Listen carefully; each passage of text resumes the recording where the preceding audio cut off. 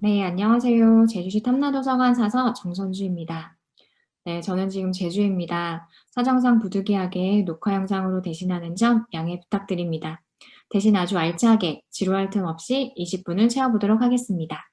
지금 영상은 줌으로 촬영하고 있고요. 이제 화면에서 자료를 통해서 말씀드릴게요. 네, 저희 탐라도서관은 작년에 기류의 인문학 함께 쓰기 분야에 참여했습니다. 주제는 독자에서 작가로, 생각에서 세상으로, 제주 독립출판입니다. 순서를 말씀드릴게요. 왜 독립출판물을 주제로 선정했는지, 그 배경과 이유에 대해서 말씀드리고요. 다음으로 계획 수립부터 온라인 줌 진행의 장단점 등 운영 과정 전반에 대해 말씀드리려고 합니다. 또 사업을 진행하면서 느꼈던 보람과 또 어려웠던 점 등을 이야기하고 마지막으로 올해 2기를 맞은 제주 독립출판 사업 계획을 간단히 말씀드릴게요. 먼저 독립출판이 뭐예요? 입니다. 독립출판물이 생소하신 분도 있고 익히 알고 계시는 서서분들도 계실 거라고 생각해요. 독립출판물의 정의는 딱히 통용되는 것은 없는 것 같아요. 이건 제가 찾아보고 또 생각을 더해 내린 정의인데요. 먼저 자신만의 콘텐츠를 자신만의 방식으로 책에 담아낸 소규모 출판물이라는 것입니다. 나만의 콘텐츠는 다양하게 존재하겠지만 그걸 책이라는 매체에 담아낸 창작물이라는 건데요. 또 퍼블리케이션의 어원을 보면 퍼블릭, 어떤 공공성에서 시작하는 것 같잖아요. 보통 책을 출판하려면 작가가 원고를 작성하고 또 그 원고 그대로 출간되는 것이 아니라 편집자와 먼저 협의를 거치고 또 최종 출판사의 결재를 받아야만 책이 나올 수 있잖아요. 그래서 우리는 출판된 책 자체가 이미 검증받았고 그래서 공공성을 띈다라고 다들 암묵적으로 받아들이는 것 같아요. 그런데 독립출판은 누구와의 협의도 거치지 않고 출판을 하기 때문에 교정 교열도 내 필요에 의해서 할 수도 있고 안 할 수도 있고 또 책의 판형도 굉장히 다양하고요. 그래서 자연히 원고부터 교정 교열, 편집 디자인, 인쇄, 유통 과정 전반을 창작자가 직접 진행하게 된다는 겁니다. 그러면 왜 기리인문학 주제를 독립출판으로 정했는지 그 배경을 말씀드릴 텐데요. 이 지도는 2018년도 무당도서관에서 제주 독서문화대전이라는 행사를 진행할 때 만들었던 제주 서점 지도예요. 보면 이제 뭐 공공도서관, 또 제주시 서점, 또 서귀포 서점 이렇게 구분되어 있는데 이게 3년 전인데 이미 서점이 70개에 육박했고 또 동네 책방 수가 굉장히 압도적으로 많았어요. 현재 서점 수는 지금 100군데가 훨씬 넘고 근데 또 이렇게 단지 수만으로 얘기하는 것이 아니라 제주에는 괜찮은 동네 책방이 정말 많은데요. 뭐 괜찮음의 기준은 다양하겠지만 일단 책 큐레이션이 정말 훌륭하고요. 또 동네에 거주하는 모든 창작자와 또 예술인들이 활동할 수 있도록 장을 열어준다는 점이에요. 저는 이 역할을 공공에서 해야 한다고 생각하는데 저희는 일단 방법도 잘 모르고요. 또 그분들이 먼저 도서관에 와서 제가 이런 작품 활동을 하는데요 하고 이야기를 해주는 것도 아니잖아요. 근데 책방은 이미 그 동네 안에서 거주하고 있는 주민분들을 바탕으로 문화공간 역할을 톡톡히 하고 있는 거예요. 독서 모임, 낭독 모임도 정기적으로 열고 또 간간히 공연도 하고 저기 미래책방 서점원님은 거의 본인이 창작자가 되셔서 간판도 고치고 계시고요. 이렇게 책방을 통해서 제주에 거주하는 멋진 창작자분들과 또 작가분들을 만나게 되었고 이걸 바탕으로 재미난 사업도 기획하게 되었습니다. 바로 제주북페어 2019, 2019 책운동회인데요. 이게 독립출판 페어였어요. 다른 지역에서는 이미 언리미티드 에디션, 또 퍼블리셔스 테이블, 인천 북페어 등등 많이 열리고 있잖아요. 그때 서울 스토리지 북인플랜 사장님이 제주에 오셨을 때 제안을 주셨어요. 아니, 제주에도 이렇게 멋진 창작자들이랑 책방들이 많은데 왜 북페어를 하지 않냐고 이제 열 때도 된 것 같다고. 그래서 제주도 내 창작자분들이랑 동네 책방들이 힘을 얻어서 한번 시도를 해보게 되었는데요. 일단 참가팀은 종이매체 콘텐츠 제작자 200팀으로 정했고 뭐 독립출판 제작자 그리고 출판사, 서점 다 소규모죠. 이렇게 신청을 받았는데 재미있었던 거는 구글 독스로 신청을 받았는데 제주가 75팀 참여를 했다면 지금 다른 지역이 125팀으로 더 많이 참여했다는 거였어요. 그래서 굉장히 즐겁게 사업을 진행했는데 이게 지금 행사 모습인데요. 한라체육관이라고 제주도에서 제일 큰 실내 체육관이에요. 천장도 되게 화려하고 또 레트로한 면이 있어서 행사와 되게 잘 어울렸고, 그리고 콘텐츠도 굉장히 다양했어요.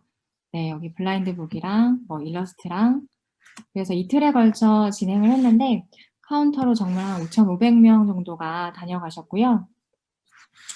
그래서 행사를 하면서 느낀 게 독립출판물에 대해서 제주 시민들도 정말 많이 관심을 갖고 있고 또 좋아하는구나 였어요. 제주 작가분들의 작품도 점점 많이 나오기도 했고요. 그래서 이런 경험을 바탕으로 탐라도서관을 독립출판물 특화도서관으로 운영해도 좋겠다 한번 생각을 했는데, 네, 때마침 2020 특화도서관 육성 지원 사업도 진행하게 되었습니다. 주제는 독립출판, 독자와 작가의 경계를 허물다예요. 이후에 기리인문학 사업도 선정돼서 좀 순조롭게 잘 진행할 수 있었습니다. 탐라도서관은 2018년도부터 꾸준히 독립출판물이랑 그래픽 노블을 구입하고 있었어요. 지금은 독립출판물은 743권, 그래픽 노블은 358권을 소장하고 있습니다. 네, 지금까지 배경 설명이 너무 길었다고 생각하실 수 있겠지만요. 사업을 시작할 때 제일 중요한 게 왜 하는가인 것 같아요. 사업 배경과 목적이 충분하면 정말 가능한 거라고 생각합니다. 네, 이제 드디어 사업 이야기입니다. 함께 쓰기는 총 20강으로 구성했습니다. 사업을 준비하면서 특히 고려했던 점이 있는데요. 바로 탄탄한 강사분들 섭외였어요. 글쓰기 과정이 길 수밖에 없는데 제가 생각하기로는 분명히 참가자분들이 중간에 대거 낙오하실 것 같았거든요. 그래서 강사 섭외할 때 가장 큰 기준은 어떤 장악력이었어요. 말씀도 잘하셔야 되고 또 2시간을 꽉꽉 채워주실 분을 고려했습니다. 그리고 저희 제주에 인재가 정말 많은데요. 인재분들이 그렇게 육지에서 제주로 많이들 내려오세요. 장보영 작가님은 내가 엄마가 되어도 될까라는 책의 저자이시기도 하고 정말 유쾌하고 재밌는 분이거든요. 그래서 먼저 보영 작가님과 만나서 전체적인 사업을 구성해 보았어요. 네, 그리고 대상 설정이었습니다. 이걸 조금 구체적으로 설정했어요. 사전에 글을 쓰고 계신 분들, 그리고 글쓰기를 많이 좋아하는 분들을 강조했어요. 책 한 권 분량의 원고를 써내야 한다는 걸 공지했고요. 이게 정말 중요했던 것 같습니다. 그리고 마지막으로 참가자분들이 차마 중간에 딴 생각, 그만둬야지 등 나쁜 생각을 하거나 빠져나갈 틈 없는 20강의 일정을 만드는 것이었는데요.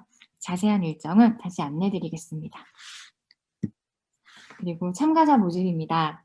저희는 공공도서관 홈페이지에서 선착순 25명을 모집했고요. 첫날 결석을 하면 무조건 수강 취소라서 대기자 5명도 추가로 뽑았어요. 그런데 예기치 않게 2분 만에 접수가 마감되었고요. 또 온라인상에서는 대기는 5명밖에 안 되니까 그 다음부터 계속 대기 전화를 계속 하시는 거예요. 전화로 대기 신청을 하시는데 정말 56통의 전화를 받았고요. 정말 이렇게 글쓰기를 좋아하는 분들이 많구나. 글쓰기 사업을 계속 해야겠구나 생각을 했습니다.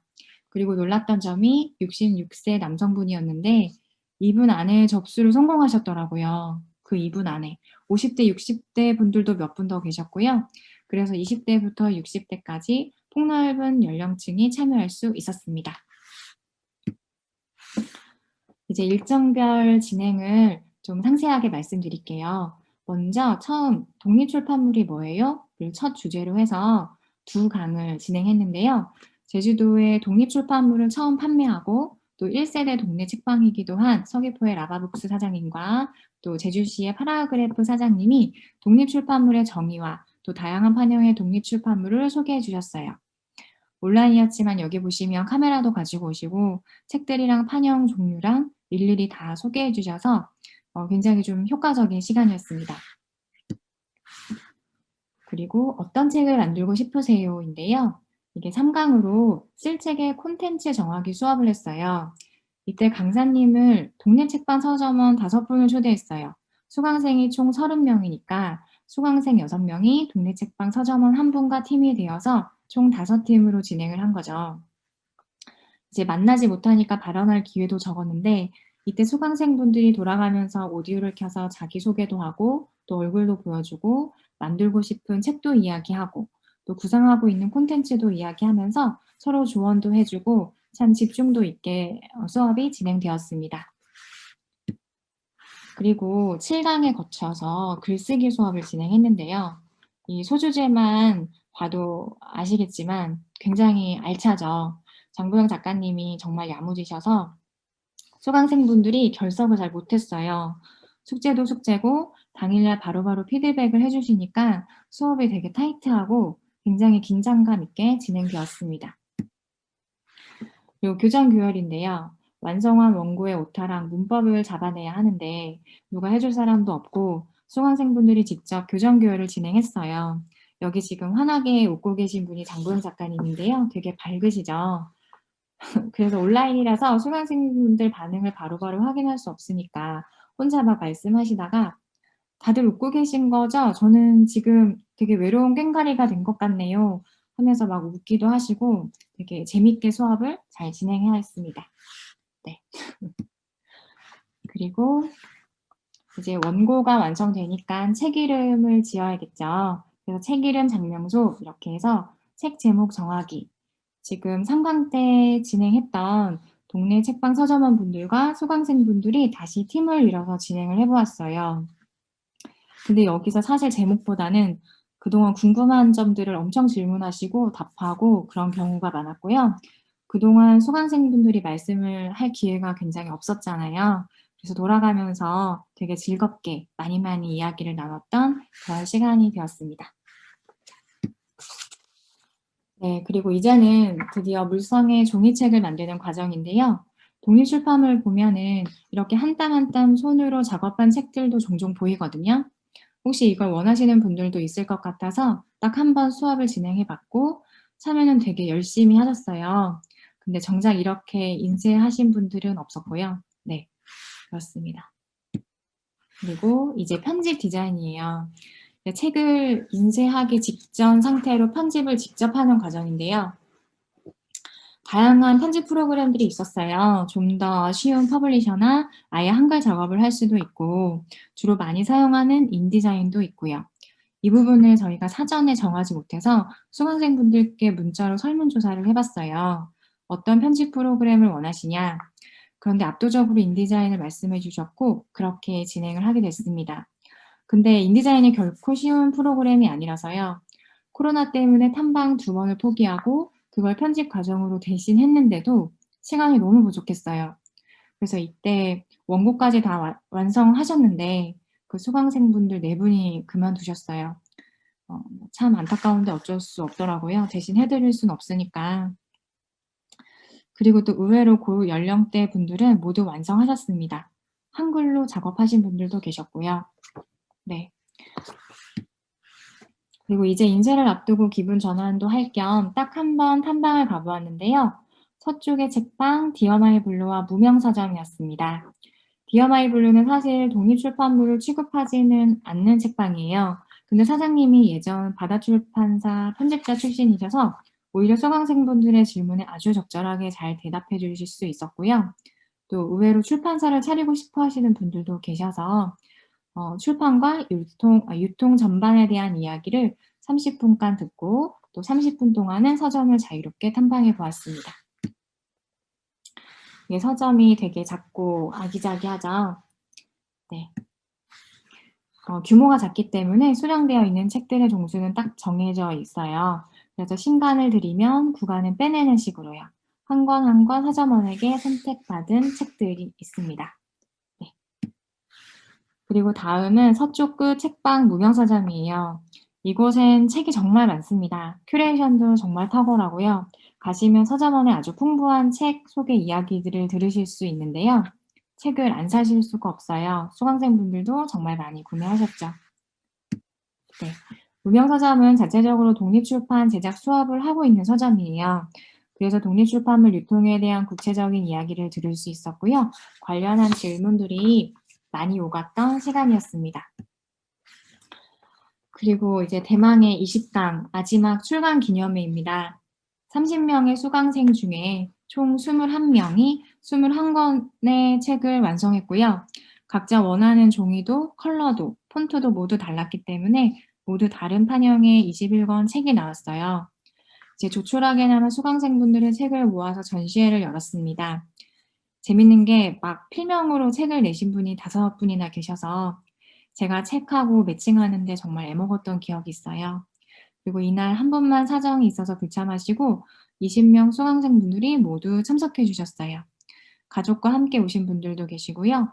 모두 돌아가면서 완성된 책을 보는데 많이들 울컥울컥 하셨습니다. 지금 관장님 말씀 중이시고요. 앞에 테이블에는 고생한 강사 선생님 분들 5분이 와주셨고요. 그 앞으로 이제 수강생분들 모습입니다. 그리고 한 명씩 돌아가면서 책을 소개하고 소감을 나누는 시간을 마련했어요.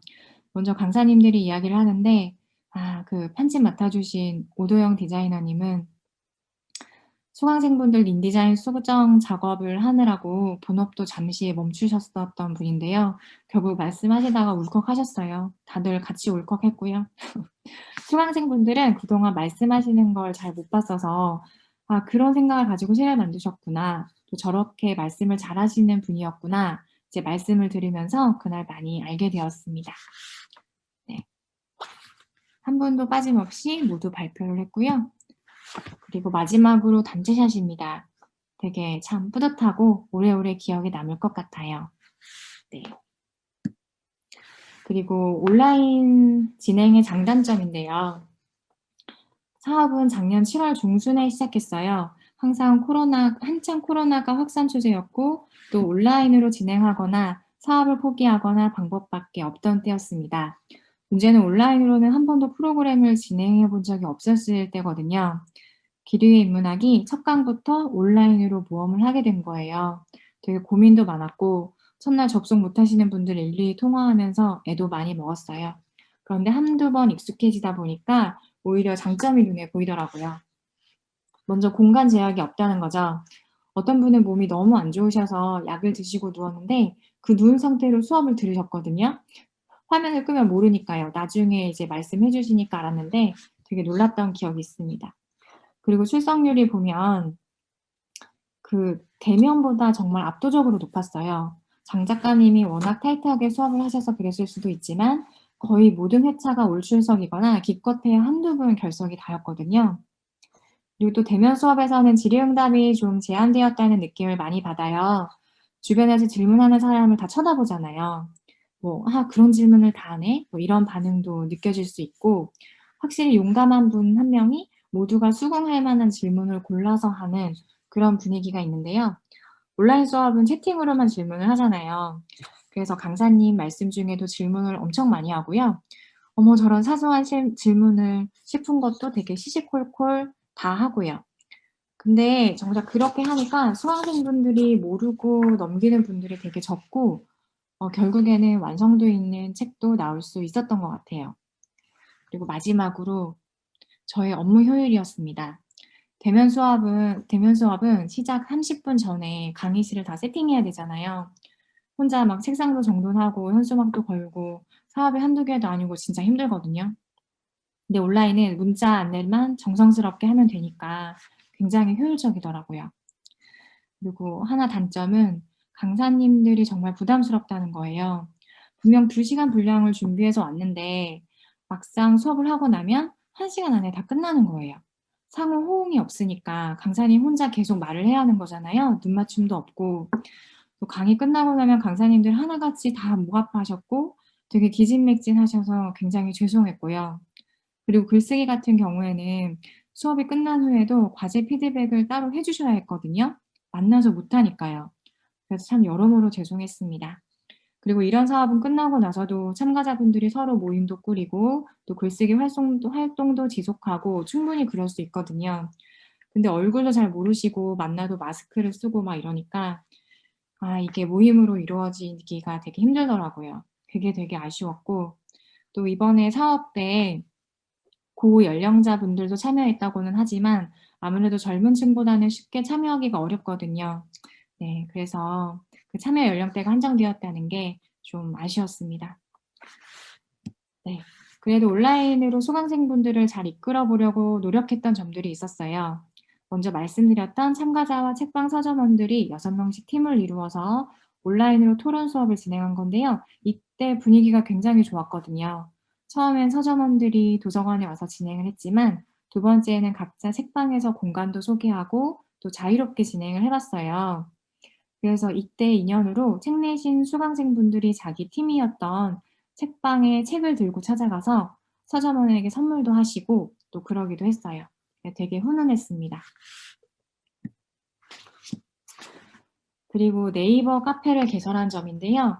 제주 독립출판이라고 해서 참가자들이 과제물을 매주 카페에 올리면 장보영 작가님이 한 분 한 분 피드백을 해주시는 거였어요. 과제가 뭐냐면 바로 자기 원고였습니다. 책 한 권 분량의 원고 작업이요.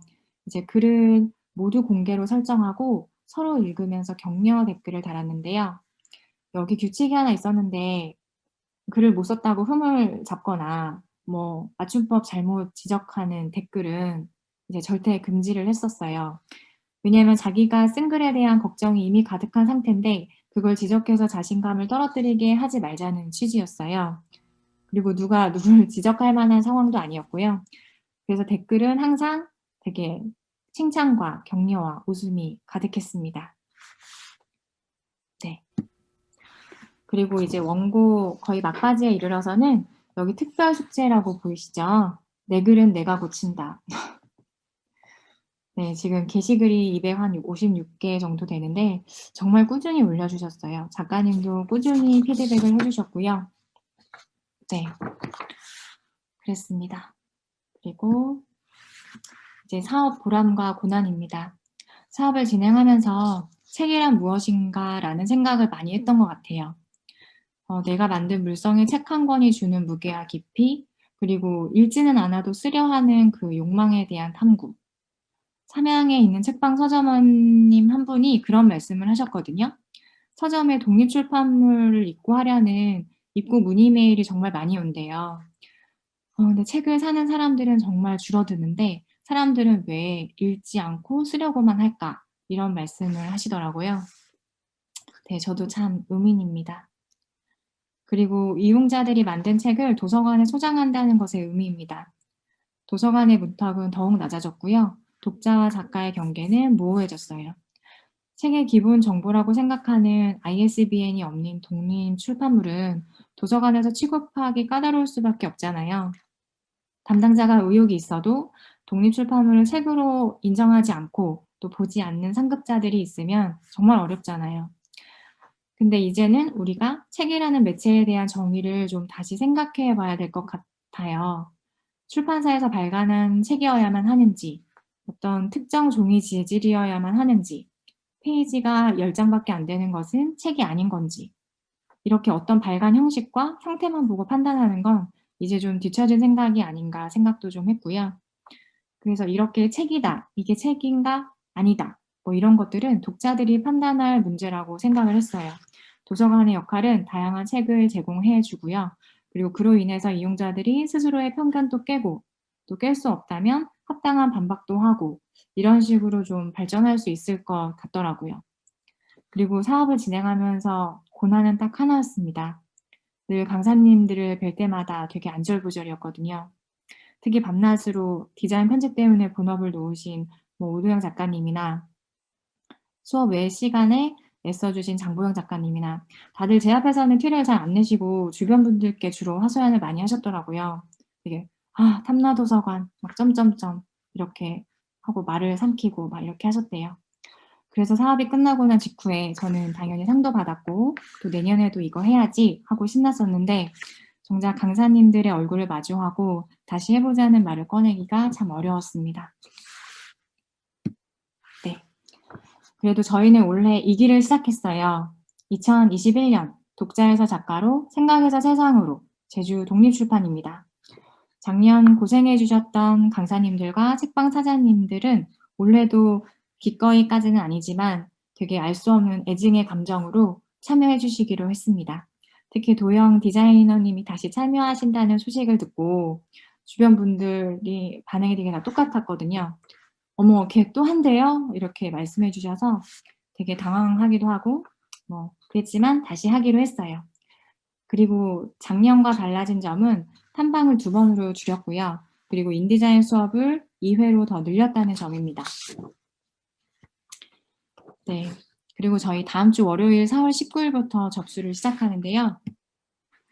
여기 기억해 주세요를 보시면 책 한 권 분량의 원고를 만들어야 하는 과정입니다. 평소 글을 꾸준히 쓰고 계신 분, 만들고 싶은 책을 구체적으로 구상하고 계신 분 환영합니다. 라고 상세히 공지를 했어요. 그래서 만약에 나도 한번 책 한번 만들어 볼까? 뭐 이런 식의 접근을 애초에 막으려고 했고요. 그리고 인디자인 편집 프로그램 개별 구입을 공지했습니다. 이거는 단체로 구입할 방법도 없고 이 정도는 참여자분들이 할애하셔도 된다고 판단을 했어요. 네. 그리고 궁금하실 것 같아서 제가 어제 막 급하게 수강생 작품들을 서가에 있는 거를 막 빼서 찍어 봤는데요. 지금 이거는 흔히 떡제본이라고 해가지고 한 장 한 장 뜯어서 이제 엽서로도 쓸 수 있는 그런 작품이에요. 네. 이런 것도 있고 이거 글씨도 다 직접 쓰신 거고요. 네. 그리고 굉장히 그냥 기성출판 같은 책인데 이 남옥석 분이 필명을 쓰셔서 제가 네, 본명이 뭔지 한참 찾았는데요. 네. 사진집이고 네, 에세이도 있습니다. 그리고 이렇게 이미 일러스트 활동을 하고 계셨던 분들도 있고 또 여기 네, 에세이집도 있고 지금 어제 급하게 찾아서 이 정도인데 네, 어쨌든 21권의 수강생 작품 독립출판은 저희 독립출판물 서가에 잘 보관되어 있습니다. 네. 네, 이 정도입니다. 긴 시간 들어주셔서 감사하고요. 혹시 궁금한 점이 있으시면 제가 지금 실시간 질의응답이 안 되니까 나중에라도 편히 전화 주셨으면 좋겠어요. 네, 그리고 똑부러지고 야무진 강사 선생님이 필요하시다면 그것도 적극 추천해 드리도록 하겠습니다. 온라인 시대니까요. 네, 그럼 이만 마치겠습니다. 탐라도서관 사서 정선주였습니다. 감사합니다.